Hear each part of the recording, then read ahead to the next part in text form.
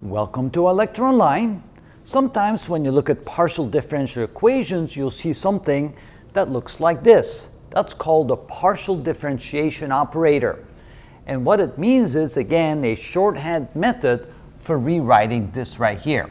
So let's say we have a function u, which depends on the two independent variables x and y, and we want to write the partial derivative with respect to x or the partial derivative with respect to y. Instead of writing this notation, we could simply write a d with a sub 1 or a sub 2.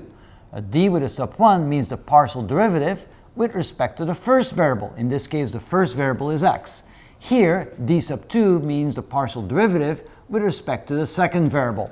So it's simply what we call an operator. It's going to operate on the function u. If we write it like this with a 2 up here, or the same here with a 2 up there, that means the second partial derivative with respect to the first variable, in this case x, and the second partial derivative with respect to the second variable, in this case y. So as an example, let's go back to the familiar function that we had, some function that depends on both x and t, like that wave function that moves with velocity v. And this was the differential equation. So instead of writing it like this, we can take this part right here and write it like the differentiation operator. D sub 1, meaning the partial derivative, or with the 2 up there, would be the second partial derivative with respect to the first variable, in this case x. And here, that would be the second partial derivative with respect to the second variable t.